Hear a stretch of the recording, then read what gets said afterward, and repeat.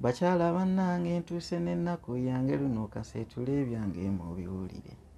Ne bwe mulaba nsulika nti omutwe guno mba ndowooza ebingi ebyatutonderwa. Bwe ntunuulira abakyala tuli mu nnaku eritala bwe yatukolerwa Mukama mu kusooka. Buli mukazi w'abeera omusanga mu maziga abaalira alowooza ebingi ebyatutonderwa. Omusango gwa kaawa gwe yatuddiza ewa Mukama ogutussa mu obuddu obutagambika. Obuddu bw'abakazi bwa kikolimo tebulaba omugagga n'omwavu enjawulo ebula. Yasoma n'atasomye bakaba nnaku. Omugumba n'omuzadde basinda nnaku. N'omukadde yamaledde emirimu gye. Yadde abato nga mmwe bakaabira ennage. Omubejja n'omuzaana enjawulo ebula. Ddala abakazi twalaba okufuuka abaddu. Amannya nze Luwambya Ediriisa.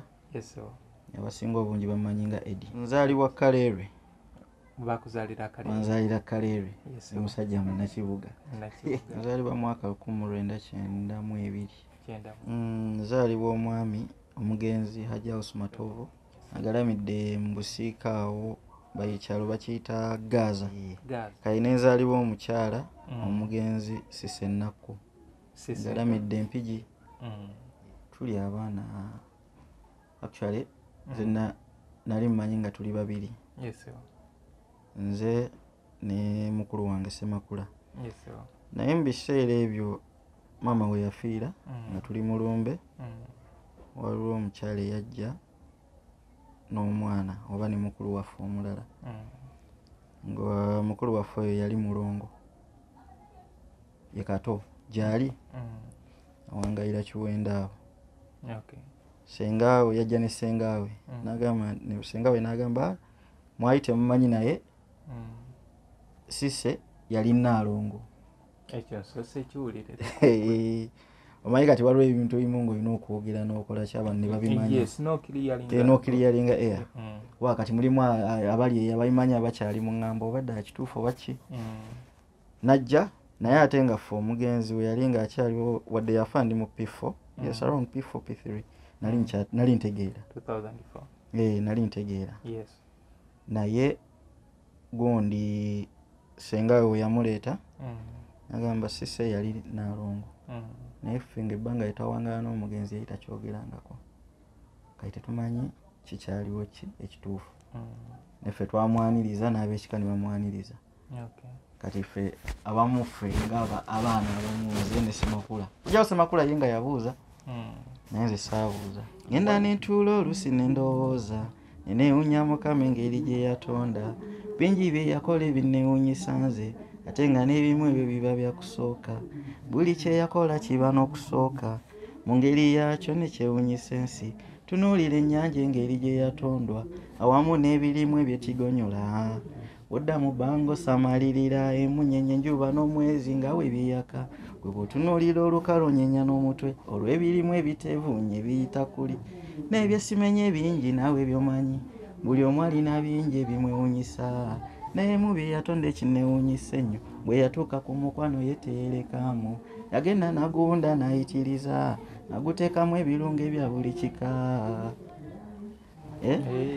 New Subs Fashions tukutuusaako ebiteeteeyi kw'ossa abaya, engatto, ensawo z'abakyala, jackets, jeans n'ebirala. Tusangibwa ku Wilson Street ku kizimbe ekya Sunset Arcade ground floor shop number 2. Okututuukako va ku Pioneer Mall otambule ngadda ku Arua Park yisa ekizimbe ekya Wilson 1 oyite ku Health Link Pharmacy. Kati awo weekoma yambuka amadaala gakuyingize ku Sunset Arcade awo ng'otutuuseeko. Engoye zaffe tuzijja China, Egypt, Vietnam n'amawanga amalala. Omukyala omwambazi omulungi ayambala naffe. Ama's Closet ffe tukyasinza okutuusaako ebyambalo eby'omulembe okuva China omuli zi tops, skirt, office pants, legging n'ebirala bingi. Tusangibwa ku Ham Shopping Grounds Block D mu room 252 ne 099 okumpi n'ekizimbe ekya Jesco Beauty Center opposite Total Business. Olaba Block D wetandikira kati yambuka amadaala edduuka ly'osookerako ku kkono lye lya Ama's Closet. Tutunda ekimu ekimu n'okusuubuza. Tukubire ku 070 93 83 16 16 oba 0762-89-82-01. Amaz Closet, where fashion meets you. B is a hotel and bar. Tusangibwa Nsago ku lw'Ennakawuka. Ku lw'empeereza ennungi tukolesa awa 24. Tulina ebifo ebisulwamu nga biyonjo, ebiddaabirizibwa buli kadde, ebyemizannyo ng'okulaga omupiira, okuzannya pool n'ebirala. Ebbaala ejjudde obulungi, emmere ekutuukako mangu, paakingi ennungi ate nga security eri gguluggulo. Okubuukinga n'okumanya ebisingawo kuba ku 0790-99-12-04 oba 058-98-97-77. You are not easy when you are not at B is a hotel and bar. Come and experience the ultimate in comfort, entertainment and security with B is a hotel and bar. Nsago, Nakauka Road. Yino Chikaya College School. Essomero lyagulidde erinnya mu kusomesa abaana ate ne bayita. Ssomero lya Dene Boarding. Mix y'abawala n'abalenzi. Senior 1 paka senior 6. Balina library, science, kone computer labs byonna bijjudde. Balina arts ne science subjects, co-curricular activities, kone section y'ebyemikono, omuli okusiba enviiri, okukanika n'ebirala ebigwa mu kkowe eryo. Omwana n'ava ku ssomero lino ng'ali self-contained. Kyewuunyisa ensimbi zaabwe zeze zijja mu nsawo ya buli muzadde. Basange Chikaya Bulenga Mitiana Road. Okumanya bisingawo noti 757 mukaganya emwemu 57. Chikaya College School. Education for development. American Trends and Fashions. Tuliwo ku Lwendabikayo ennungi. Ogenda mu office, mbaga oba owejaddemu waka. Tulina ebiteeteeyi ebika byonna mu size zonna okugeza office dresses, chief pants, party dresses ne casual. Abambazi b'empale, blouse ne skirts nammwe tetubeerabidde. Tulina blazers, jackets, ensawo z'abakyala ebika byonna n'engatto. Abaagala ebyokwebika ng'amasuuka, duvet covers, towels ne throw-ons nammwe twabalowoozezzaako. Ebyokwewunda by'abakyala nga earrings ne hair accessories nabyo tubirina. Abaagala okugejja n'okukogga nammwe tubakolako. Tulina collagens, fat burners ne multivitamins. American Trends and Fashions tukubire ku simu zaffe ezo eziri ku screen oba otunye ku mikutu gyaffe. Tusangibwa Ntinda ku kizimbe Ntinda Shopping Center, room number 809, mabega wa Housing Finance Bank, okuliraana Zion Forex Bureau. Okay, muntu wange nyongera okwebasa ebyo byonna gy'otuusaako engalo. Nze Muzungu David Kadongo Kamo Music Analyst. Nsinzirira wano e Kasubi ku basooka kwa Bula Stage okubanga nkola emirimu gyange. Era gwe eyeetaaga bino ebya Kadongo Kamo osobola okunsanga wano. Oluyimba Western ojja luteerako 5 ntandikira ku nnyimba za 15 ku WhatsApp luteerako 10 ntandikira ku nnyimba za 15. Eyeetaaga ebifulumaziika n'ebintu ebirala ebyekuusa Kadongo Kamo osobola okunsanga wano ne tuba nga tukwataganya ensonga zino. Nga wembagamba nti enkya n'eggulo tugenda kubeera nga tusisinkanangako bannaffe abeerina akakwate Kadongo Kamo. Era n'olunaku olwaleero tutuno nsisinkanye Sseruganda entero ekyogera simanyi muto wange mukulu wange naye mu bigambo by'anaayogera mwe tugenda okujja ekituufu. Sseruganda saba obuuzeeko ku abatulaba. Abatulaba ndi wano n'omukulu Muzungu. Yes sir. Nsanyusa okubasanga okubalaba byonna bo bajja kundaba kale. Amannya Yeah. Nanze Luwambya Edirisa. Yes sir. Abasinga obungi bamanyi nga Edi. Era Edi lye livuga ennyo. Edi owangaalirawa. Empangayira Kasangati. Kasangati. Empozi omukulu taliyo nannyini Kasangati. Omukulu? Owaayi. Aho tujja genda. Ene Kasangati yafuuka Kasangati omukulu waawa ono asooka waawa n'oli omulala waawa eri. Anyway, webale kuma Kasangati. Amiina. Obulamu butambula butya? Obulamu alhamdulillah si bubi. Yes. Katonda akyakuumye. Okay. Guno omukutu gwa Kadongo Kamo era ng'ebiseera ebisinga tukyaza bantu abalina akakwate Kadongo Kamo. Olina akakwate konna? Akakwate nkalina k'amaanyi. Ako ke tugenda okubeera nga tutegeera. Sebo ozaalibwa wa? Nzaalibwa Kaleerwe. bakuzalira Kaleerwe. Wanzalira Kaleerwe. Yes, Omusajja munnakibuga. Nakibuga tolinga ffe twajja buzi. Ffe mukoka ye yaleeta. We yaleeta munange ne tusibanga woolaba. Nalabyeko embeera yabadde mu kibuga ng'osanga akabokisi ka ssente. Kalinayo kawagamidde. Kati naffe weetuli we twajja. Ozaalibwa mwaka ki? Nazaalibwa mwaka 1992. 92. Otwaliriza. Sawa zino mba n'emyaka 33. 33. Wadde tegindabika. Ndowooza. Naye gyegyo. Enkulu oba yennungi.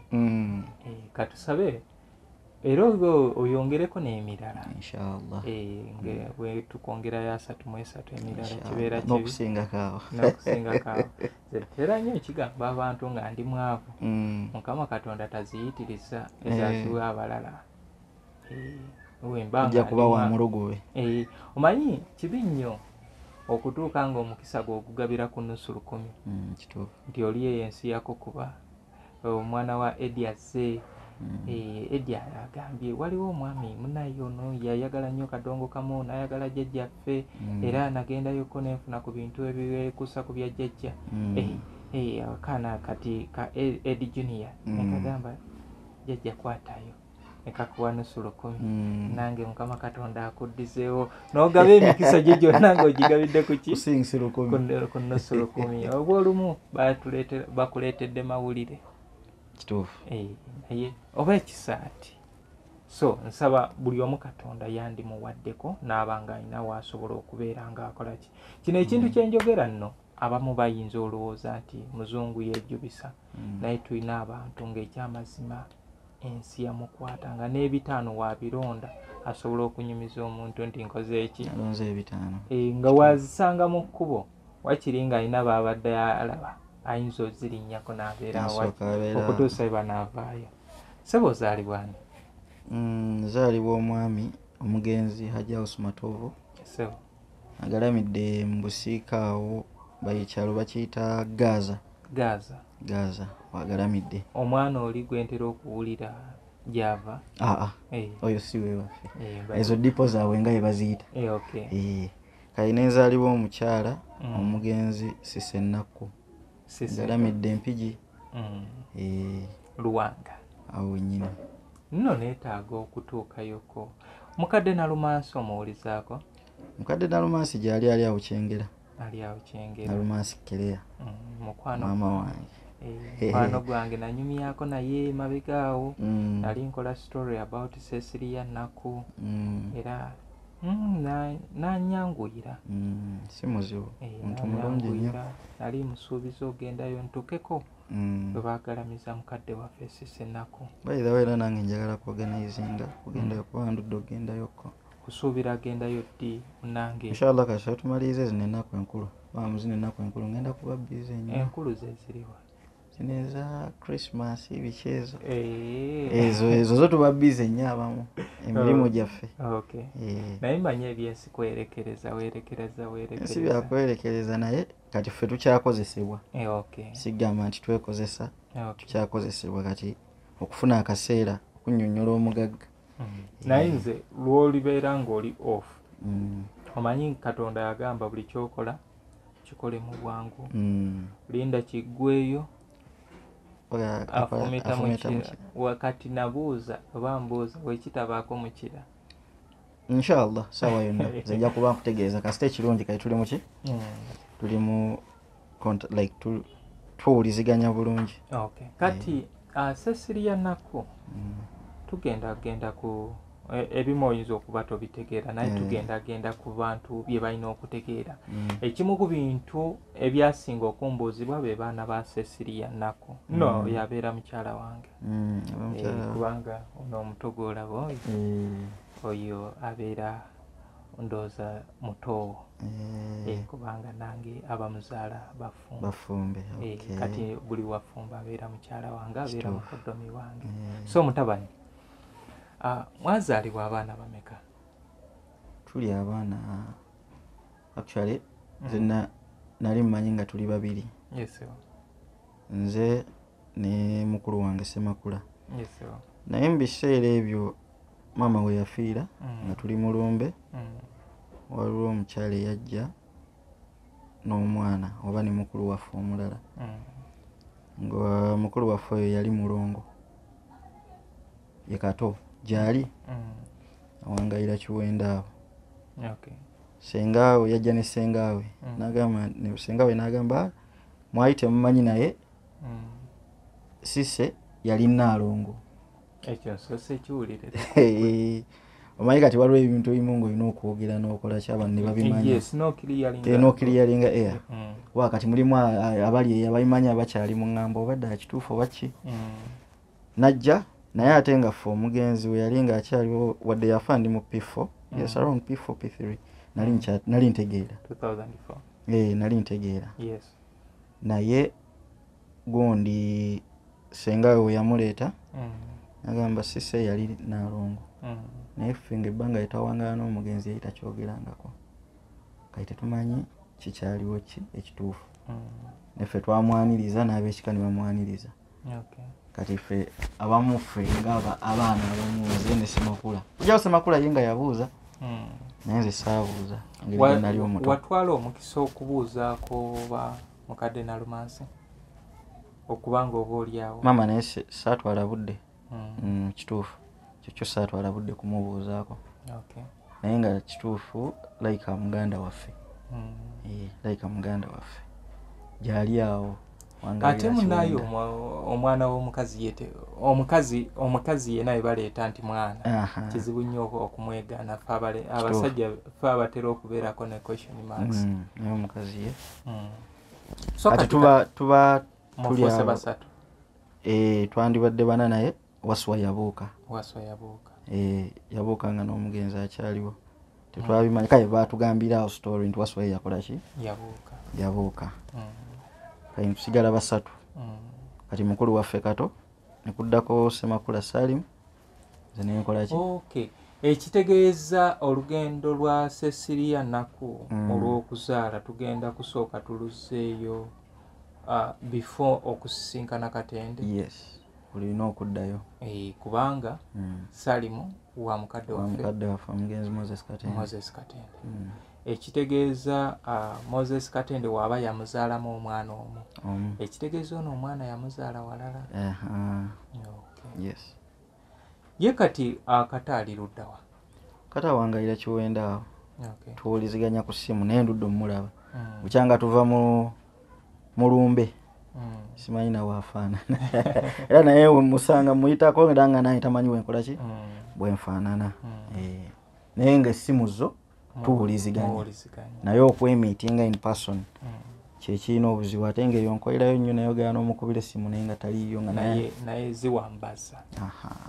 Endowooza ekiyinza okubeera ekikulu kuteekateeka ne mu sisinkano eriwanga. Era kyenjagala okukola. Kubanga kati eri yeebagatta. Kyenjagala okukola ekyo. Kati tugende ku mukulu wo Salim. Bambuuzizza nnyo Muzeeyi Celeste Kasule kyemmanyi programu eno ogiraba n'abantu abaali mu lukwata nga bambuuza ku mwana wa Moses Katende Salim. So mukulu Eddie yayinza otubuulira ku bimu bikwata ku gundi ku mukulu we kubanga neenatuuka nali gundi naliyo Magogo ku kijje kya Moses Katende nensinkana mutowe kati yaliwo ye mukulu ku kijje kuba asigalawo era naye atugamba nti Salim tamanyi wajja akola ki tebamanyi. Osemba ddi okulaba Salim nasemba mulaba mwaka gwa 2006. 2006 kati tulina jjajja mutiini waffe twali tuwangaala naye n'omugenzi ewaka empereero awo. Jjajja mutiini omukya like maama we yafa nga bwe nagamba Naaki actually okuzzayo kati story obulungi. Omugenzi we yali awangaalira tegaali nti no gaali maka gage, gaali maka ga ssenga wa Salim. Ssenga wa Salim mwannyinawo omugenzi Moses Katende. Yajja okujjanjaba yamuyita gy'amujjanjabe senga wa Salim yayita sise ajjamu jjanjabe n'amaana kati amaka gonna ki omwana wa senga wa Salim yagazimbira maama we naki ebiseera byali awangayira Canada Canada gye yali awangalira if I'm not mistaken gye yali awangalira n'amuzimbira amaka n'ateekamu maama we kati omugenzi n'agenda akole ki ajjanjabe senga wa Salim n'amugamba wenfanga gana amaka nga kulekedde Salim alikula galiba makage bwekityo bwe kyali kati maama omuli we yafa senga wa Salim tuwangaala maama era nga omaino yali muntu w'abantu n'akuŋŋaanya abantu ne babeerawo kati twalinamu jjajja Mutiini awangayira awo Mpeere bamuyita jjajja Saara eddala lyo sijja kukulimba naye nga ffe tumayire jjajja Saara kasita gwe yakuwanga anti twakomanga ku bicepere bibatwa akuwa ebicepere nga tukoma ku jjajja tetwala budde kumanya linnya ddala kati jjajja Saara n'afumbirwa era naye yafumbirwa mu Mpeere mu nnyini mwe yazimba ne bbaawe gye bawangayira paka nakati Saalimu n'asigala mu nnyumba yekka mu biseera we twali mu biseera by'olumba awo nga omubiri gukyaliwo ewaka awo ogw'omugenzi maama si kwogera bubi era famire y'omugenzi Hamani basudde ne Immaculate Nabiro sigamba nno banjogera bubi naye ekintu kino kale kirina engeri gye kyankwatako naaki yakomawo okuva ebweru mu lumbe ekiro ne bajja ne omugenzi Immaculate Nabiro ne bajja ne batusanga ku lumbe bajja ne babawunsa naaki ng'agamba lwaki temu kasita sisa afudde lwaki temunviira mu maka gange biki nga omanyi ono njagalawo omuntu omussemakula Immaculate Nabiro n'ayongerako lwaki temuva mu maka g'omwana biki omwana mumazeeko emirembe muve mu maka ge kintu ekyankwatako nnyo kyanyiga nnyo paka nakati naye natuuka ekiseera ne ngamba osonyiwa ekyo n'okikola ki n'okyesonyiwa ekyo wewe bamala okyogera mwazaako ki ntwategeka entegeka ne tugenda ne tuziika ne tukomawo ne tukomawo ewaka ffe then nze already nina gye baali bangaba taata wange yafa nkyali muto nga ndi wa myaka 2 ne banzija ku mugenzi maama engeri gye yali omuyimbi bamugamba tojja kuba na budde bwa mwana ne bankwata ne banteeka ewa muzeeyi wange bamuyita Mzee Nakyewa Muhammad ne maama Hadija Namutosi be bankuza kuva ku myaka emeka nga maama ye waki wali naye olw'obudde bw'endongo ekisinga nno okwewunyisa ajjanga okundaba naye nga muyita senga senga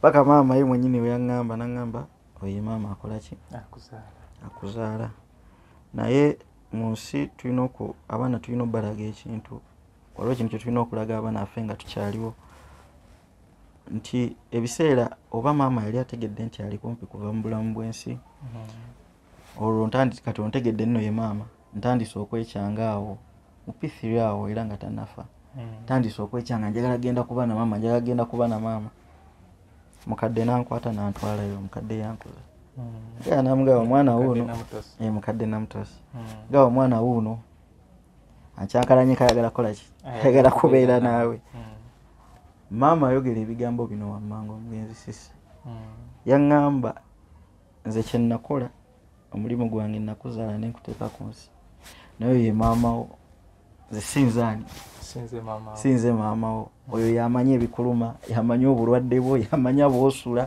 zisina nze kyemmanyi kuggwe kati wabula nze okujja okukulabangako obulabi ekintu ekya nanyiiga ninga maama ate nekyangiddeko ate biki naye bw'okula omala n'otegeera ensonga era kati era sijja kukyogera naye abasinga kati bo bakitegedde ensonga lwaki yakikola ki yakyogera era maama wange ono yanjagala nnyo nze abasinga era tebamanyi nti nno bazadde bange sibalina namulabako yono gwe wampa mu bifaananyi yoyo yennyini era abantu bamulaba bagamba eki ye maama era abantu bonna abasinga kaleerwe bonna batono nnyo abali bamanyi nti sise yanzaala bamanyi oyo ne taata yes sir kale ensonga bwetyo wetwagira kati okay tuddeyo ku Salimu.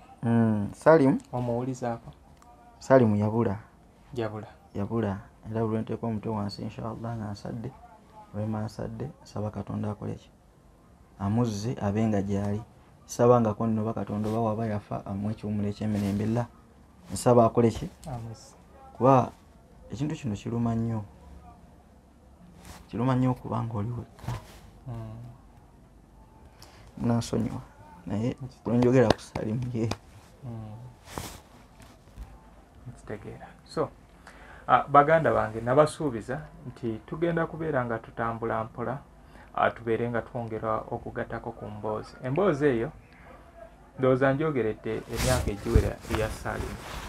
Ti Salimu yonna gy'oli ebukojja bakunoonya kubanga mukadde Nalumansi yakiŋŋamba nti tunoonya omwana yatubula era naye natuuka Emagogo era nga nayo baŋŋamba ekintu kimu nti omwana naffe yatubula tetumanyi oba bonga balowooza oba ali ku ludda lw'ebukojja era ndowooza nze yakiriyalinga wakati awo nti eri nayo bakola ki bamunoonya. Okay, eti naye bwe bulamu bwe tukola ki wanyumizaako nti oba ayinza okuba nga yagenda n'abaddiini? Ebiseera ebyo yali musajja wa ddiini nnyo ng'asiiba ku muziki kyawe emperewe ku stage. Abawarabu ebiseera ebyo batandikira okujjira abangi awo mu Uganda wano ng'abeera n'Abawarabu kuba n'Oluwarabu yali akoze eki ng'aluyize kati nga atambula nabo abavuunulira baba bagenze mu ki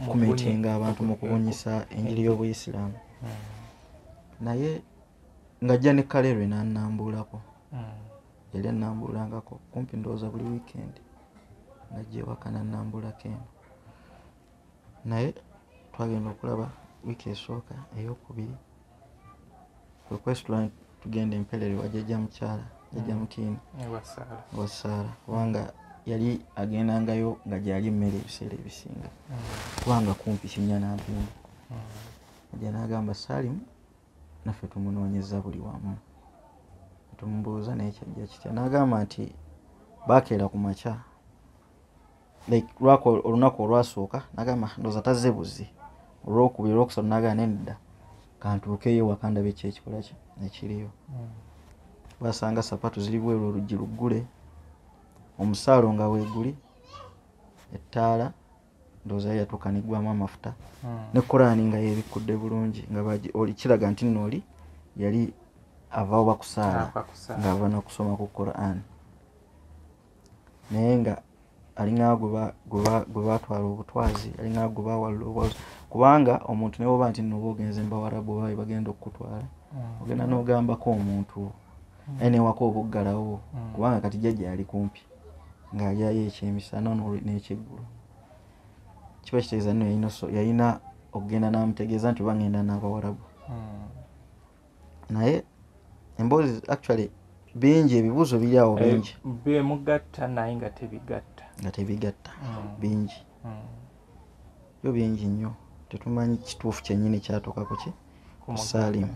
Okay bantu bange gwe yakatwegattako ndi ne Eddie no ye mutabanyi w'omugenzi Cissy Naku ffe twamukazaako erya mama wa Mpanga mukyala wa Livingstone Kasozi mu Luyimba ye mama wa Moses Katende mu Luyimba naye in reality ye yali mukyala wa Moses Katende mu Luyimba era nga bakola ne Livingstone Kasozi lwe Luyimba ndowooza lw'oyinza okuba nga gwe ali eyo omutegeererako amangu.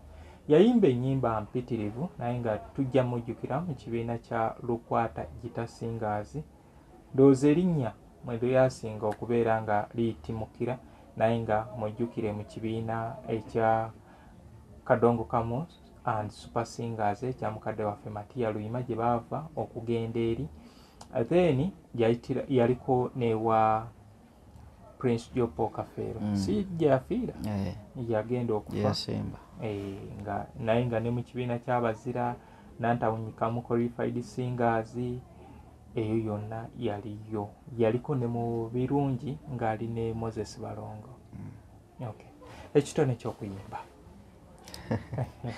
kyona ky'okuyimba kyo mwekiri naye ate si egundi yange olinga rigani si egundi yange y'okutambuliramu fena tuba tulina okukyuzinga alapa amakubo amalala naye nga nakigezaako naye sa okula enseema yekutwala lwayo kati tulina enjogera nti ngoba nsi naye nsedduka agenda okulanga ebiseera byenaamalira mu kuyimba ate nja kubeera nnyo bijja kuncereya nnyo obudde obwo wali oyimba music kikaki Justin nga bw'onoogamba nti nsobola okuyimba zino nsobola mu nnyimba za mami olinayo oluyimba lw'oyinza otuyimbiramu omukwano nnaku y'abakyala naddala ennaku y'abakyala ndwagala nnyo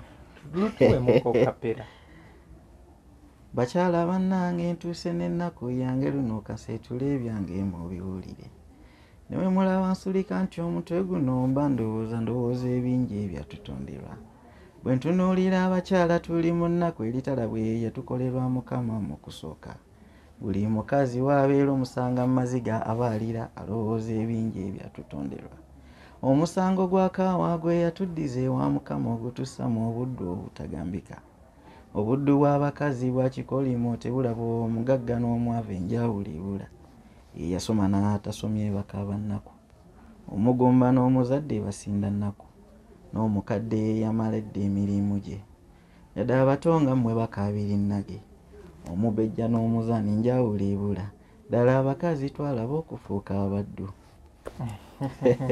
olw'oluyimba ddayo omwaka ndowooza 1987 Malaya Nkerebwe ye teepu kwe lwafulumira so kyekyasinga okwagaza mu nnyimba zonna n'ogamba nti olwo lwe luyimba lwa mami lwensinga okwagala actually olaba mu mbeera eno ey'obulamu ebintu byayimba ku bakyala olabira ddala nga boki bye bayitamu banga yagala omusajja weyafuna omusajja wange ono yatandika like we yali nga amwagala nga ye buli kimu alaba mu nsi akoze eki n'agejja okwenkana epipa naye we yatuuka omusajja neyekyanga olwo atandise okulaba ki abalala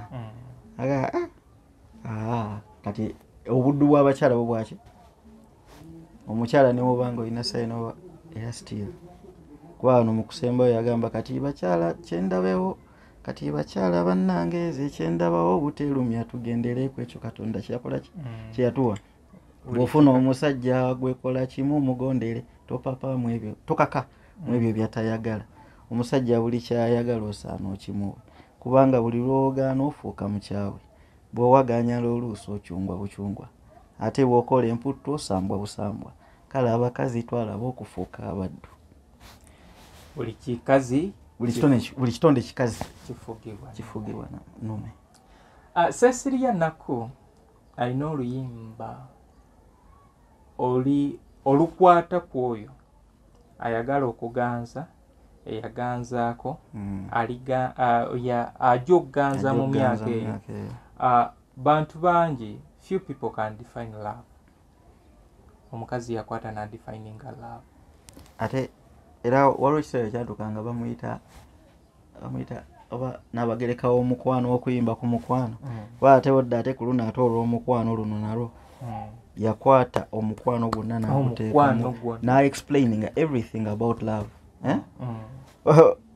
waliwo ogwakatinko ayina we yagamba nga gutandiikiriza guwewuka n'okukira ebyoya naye nga okukira ensawo yakase naye nga mukumu actually ayina engeri guwewuka okukira ebyoya naye we gufa guzitowa okukira ensawo yakase naye ensawo yakase omuntu agimanyi kiro nga 15 zonna bazitadde ku mutima bazitadde ku mutima waliwo ogw'ekigwerawo ogwogumanyi waliwo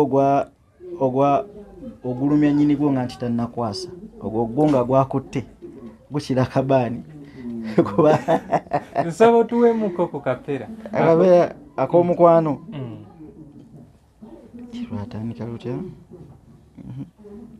ngenda nentuula olusi nendowooza neneewunya Mukama engeri gye yatonda bingi bye yakola ebineewunyisa nze ate nga n'ebimu ebyo biba byakusooka buli kye yakola kiba n'okusooka mu ngeri yakyo ne kyewunyisa ensi tunuulira ennyanja engeri gye yatondwa awamu n'ebirimu ebyetigonyola odda mu bbango samalirira emunyenye enjuba n'omwezi nga we biyaka gwe bw'otunuulira olukalu nyenya n'omutwe olw'ebirimu ebiteevuunye biyita kuli n'ebyesimenye bingi naawe byomanyi buli omu alina bingi ebimwewunyisa naye mu bye yatonda ekineewunyisa ennyo bwe yatuuka ku mukwano ye teyerekaamu yagenda nagunda n'ayitiriza naguteekamu ebirungo ebya buli kika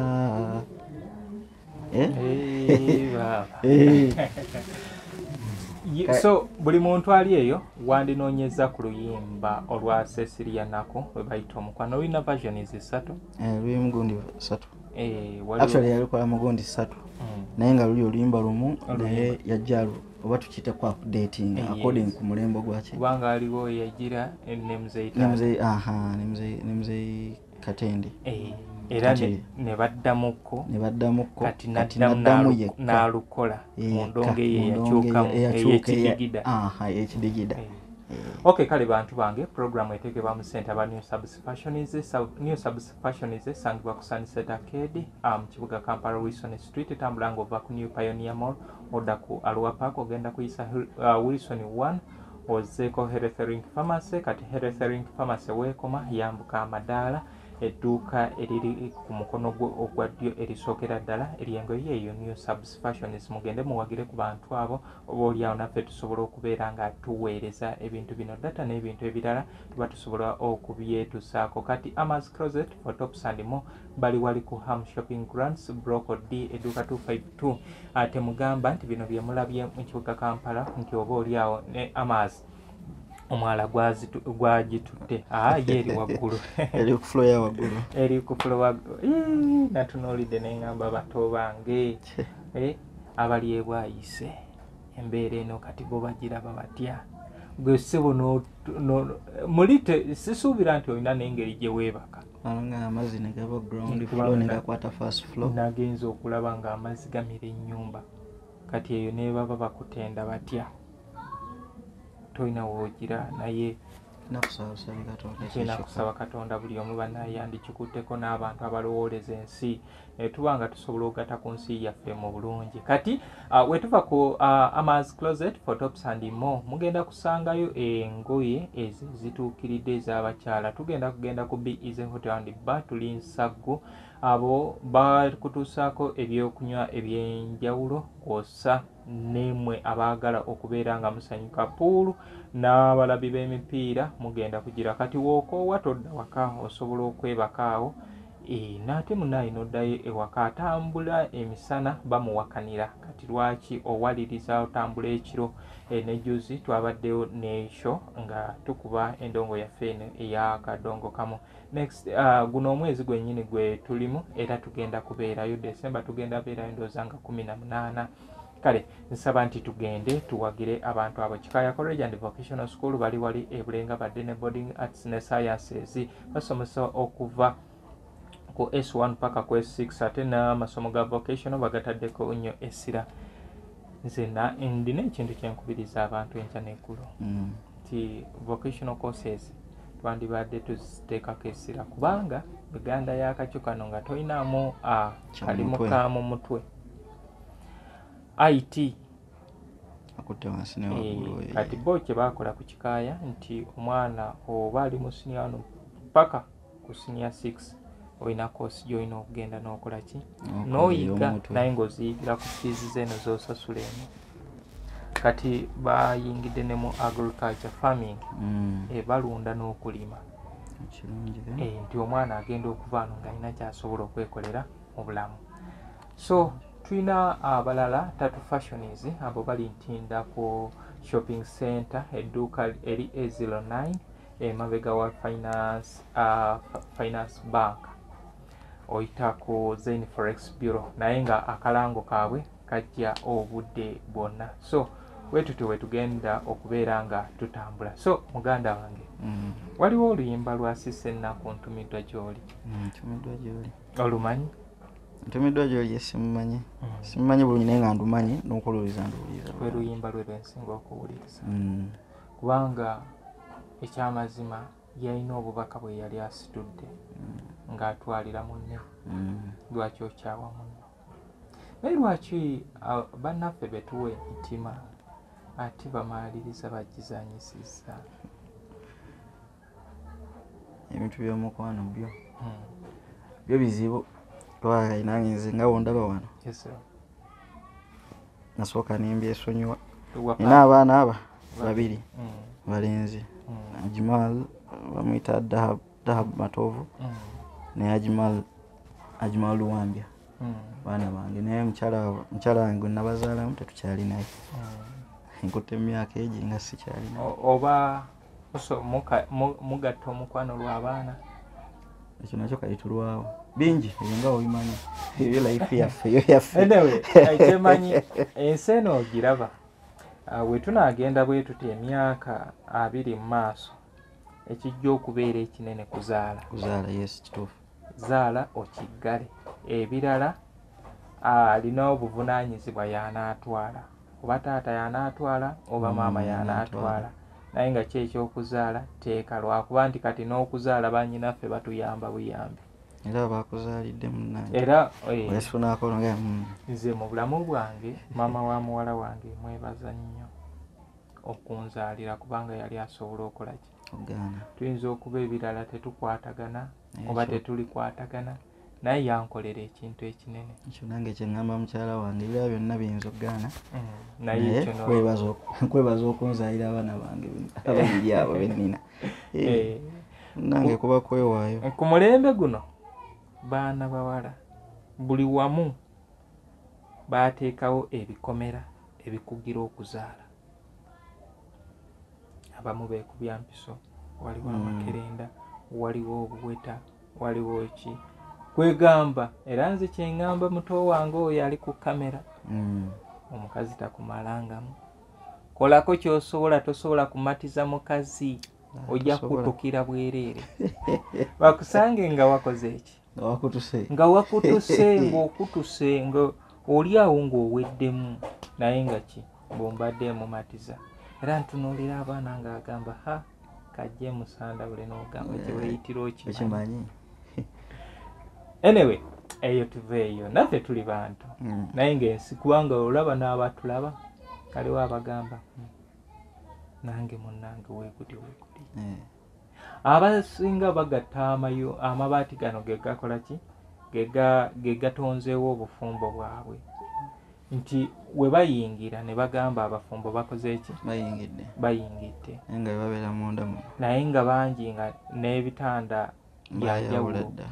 Oli alina ekisenge kye n'ono alina ekisenge kye ekibagatta mmeeza nga bagenda kulya. Naye ebino ebirala baasigaza mukwano gw'abaana naye olw'okuba nti baagala ekitiibwa ebweru bafuluma n'obalaba nga bakola ki?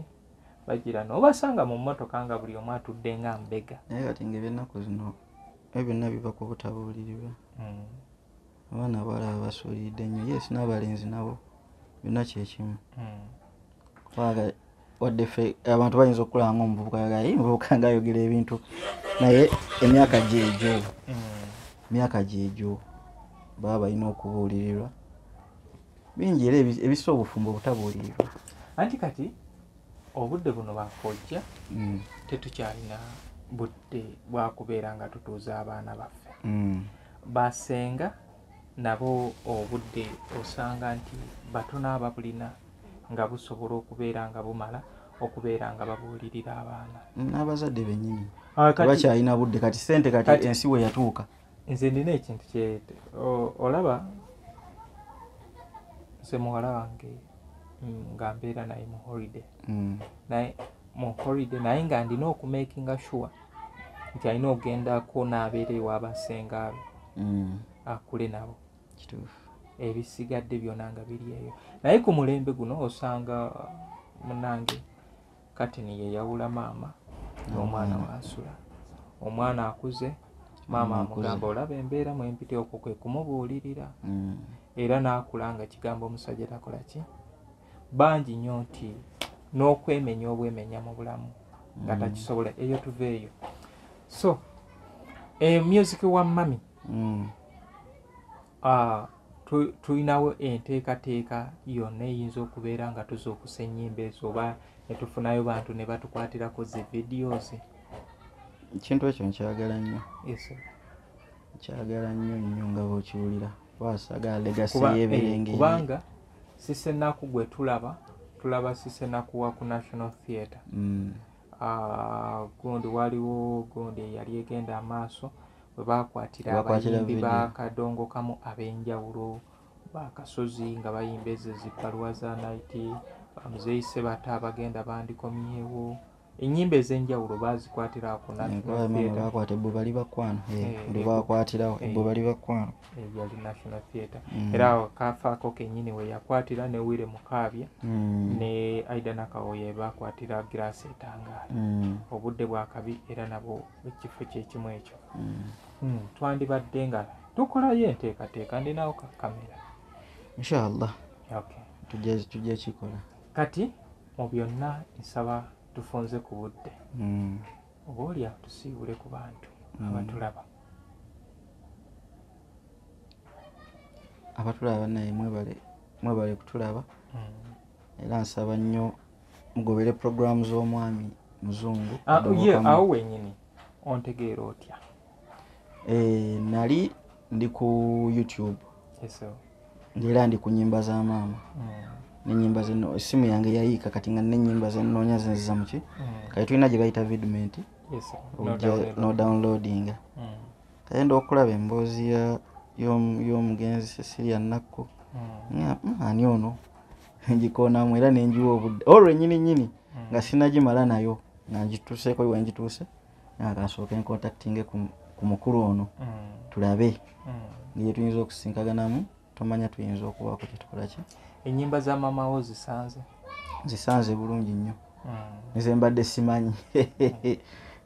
simanyi ate era nga nyingi zikyaliyo nga tetukola ki. Kubanga wano documentation olunaku lweggulo nabadde ku live nga abantu babuuza ennyimba za Kafeero. Nemugamba mu biwandiiko balaga ennyimba 93 naye zisukkamu. Kubanga mu biwandiiko bye bawandiika ate tulina alubamu gye twazuula emabegaawo nga muli teriimu. So ffe e Uganda ekyokukuuma ebiwandiike kintu kizibu nnyo ekituufu.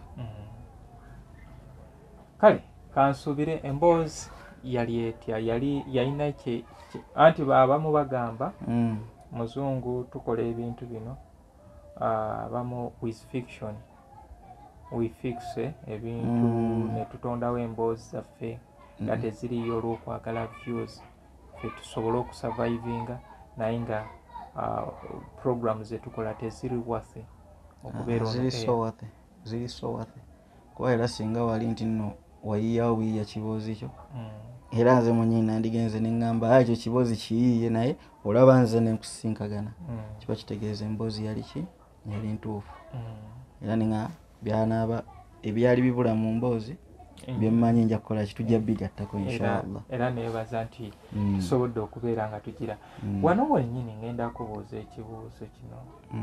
Abantu babeera eyo ne babuuza abaana b'abagenzi bo lwaki baganye okuyimba, lwaki baganye okutwala ekitone kya mukadde waabwe mu maaso, lwaki? Ekintu ekyo era nga bwe tugambye nti nensi buli omu olina engeri gye buli omu omutwala direction ye.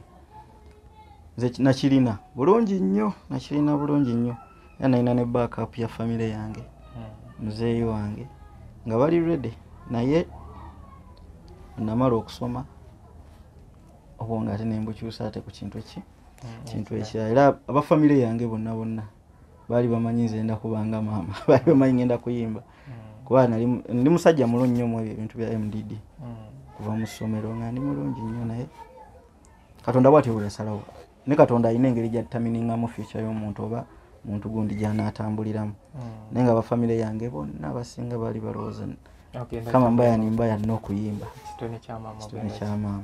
Oba oli awo gwe togenda kirabako oyinza okwesanga nga mutabanyi wo oba muwalawo ayinza okikwata oba naye n'obutakikwata ekibulukuka mu maaso eyo bwekityo ekitambula. Anyway, Sseruganda Eddie nsaba osiibule ku bantu ate oba oli awe tunaaba twetaagisizza tulidda naye nga mukyo neetaaga tugendeko Kalagala. Tugende inshallah. Tugenda kuteeka tugendeyo. Bangi nga bancriticizinga muzungu ye yakuguka mu kubeera ng'alambula bijja byokka. Amanyi buli omu alina endowooza ye by the way. Naye nkola ekintu kye ndi passionate of. Buli okolanga ekintu ng'olina passion yakyo ne Katonda kiteekamu omukisa era nsaba Allah akugaziyize inshallah kisukkeko ne wano kibeere kigazi. Kubanga kirooto kyange kubanga sobola oteekawo ekintu omuntu wanaatuuka n'avaawo ng'alina kyayize ku ekyo kyabadde tamanyi kubanga ku ekyo kyabadde amanyi ng'ayongeddeko okubeera ng'ategeera lyetterekero lyaffe tetulina ndowooza nkungaanyizaawo ku obuntu obutonotono. Bannange mujje nnyimba weeziri temugaana okujja abanyumirwa Kadongo Kamu nnyimba zo ki nnyimba weeziri.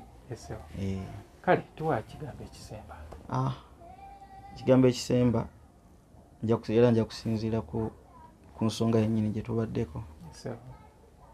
Nja kukola abantu bonna ng'amanyika amayitire ga Salim Semakula tumwetaaga tukyamunoonyeza ddala kato naawe yonna gy'oli neetaaga okukulaba bwa bize tebulina kye bugenda twongerako tulina okulabagana. Abeebukojja bonna by the way twafiirwa jjajjaffe naye yafa mu covid azaala jjajja omukyala yafa unfortunately saamuziikako tetwali mu covid naye Semakula yonna naye waaba alaba amanye tumwetaaga. Omuntu omulala gwe njagala okwebaza mukulu Moses Supercharger Moses Nsubuga. Supercharger yambeererawo n'abaana b'abagenzi kuba twabeerayo nga n'abaana b'abasudde abaali bakyasoma by then during P6 P7 ng'agenda n'akola ebivulu by then yali ali mu Ebonies aba Ebonies bamuyambako n'akola ekivulu sente zivaamu n'atugulira ebitabo n'atterayo ku fees ku ssomero n'atugulira byatugulira era mwebaza era Katonda era ndowooza ku ssaawa twasaba Katonda era ye munnyini akiraba byekola byokka inshallah. Mu budde gwe wategeerera mami muyimbi ki gwe yasinganga okwagala oba gwe baasinganga okubeera nga bakolagana naye? Omugenzi Saala Birungi n'omugenzi Paul Kafeero. Era ne mu albamu yange nina ekifaananyi kya Kafeero naye nga mama ye yakimpa yangamba ono mukama wange n'akimpa nange olimpeerezako kopi oba oli nja kuweerezaako inshallah kubanga byebyo ebintu byetwetaaga okubeera nga tukola ki.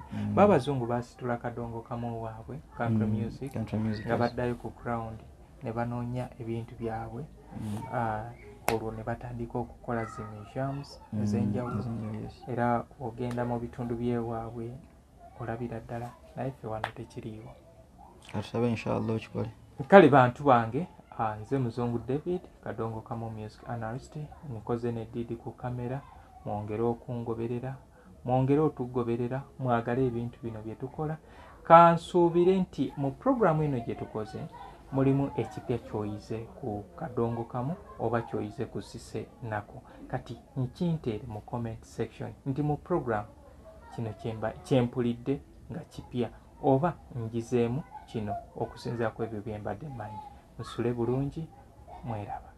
New Subs Fashions tukutuusaako ebiteeteeyi kw'ossa abaya engatto ensawo z'abakyala jackets jeans n'ebirala tusangibwa ku Wilson Street ku kizimbe ekya Sunset Arcade ground floor shop number 2 okututuukako va ku Pioneer Mall otambule ngadda ku Arua Park yisa ekizimbe ekya Wilson 1 oyite ku Health Link Pharmacy kati awo weekoma yambuka amadaala gakuyingize ku Sunset Arcade awo ng'otutuuseeko. Engoye zaffe tuzijja China, Egypt, Vietnam n'amawanga amalala. Omukyala omwambazi omulungi ayambala naffe. Amaz Closet ffe tukyasinze okutuusaako ebyambalo eby'omulembe okuva China omuli zi tops, skirt, office pants, legging n'ebirala bingi tusangibwa ku Ham Shopping Grounds, Block D, mu room 252 ne 099 okumpi n'ekizimbe ekya Jesco Beauty Center opposite to Tower Business. Olaba Block D wetandikira kati yambuka amadaala edduuka ly'osookerako ku kkono ly'erya Amaz Closet. Tutunda ekimu ekimu n'okusuubuza tukubire ku 0701 93 83 16 oba 0762 89 82 01. Amaz Closet, where fashion meets you. B is a hotel and bar. Tusangibwa Nsago ku lw'Ennakawuka, ku lw'empeereza ennungi tukola essaawa 24. Tulina ebifo ebisulwamu nga biyonjo, ebiddaabirizibwa buli kadde, eby'emizannyo ng'okulaga omupiira, okuzannya pool n'ebirala. Ebbaala ejjudde obulungi, emmere ekutuukako mangu, paakingi nnungi ate nga security eri gguluggulo. Okubuukinga n'okumanya ebisingawo kuba ku 0790 79 12 04 oba 058 98 77 34. You are not easy when you are not at B Easy Hotel and Bar. Come and experience the ultimate in comfort, entertainment and security with B Easy Hotel and Bar, Nsago, Nakauka Road.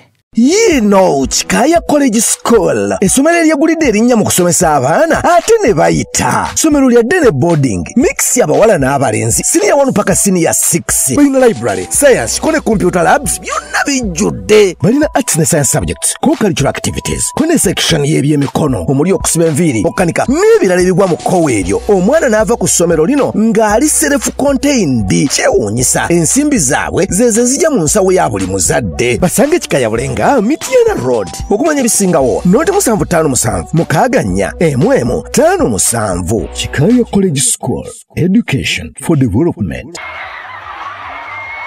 American Trends and Fashions. Tuliwo ku lw'endabikayo ennungi. Ogenda mu office, mbaga oba owejjaddemu waka. Tulina ebiteeteeyi ebika byonna mu size zonna okugeza office dresses, chief pants, party dresses ne casual. Abambazi b'empale, blouse ne skirts nammwe tetubeerabidde. Tulina blazers, jackets, ensawo z'abakyala ebika byonna n'engatto. Abaagala ebyokwebika ng'amasuuka, duvet covers, towels ne throw-ons nammwe twabalowoozezzaako. Ebyokwewunda by'abakyala nga earrings ne hair accessories nabyo tubirina. Abaagala okugejja n'okukogga nammwe tubakolako. Tulina collagens, fat burners ne multivitamins. American Trends and Fashions tukubire ku simu zaffe ezo eziri ku screen oba otunye ku mikutu gyaffe. Tusangibwa Ntinda ku kizimbe Ntinda Shopping Center, room number 809, mabega wa Housing Finance Bank, okuliraana Zine Forex Bureau.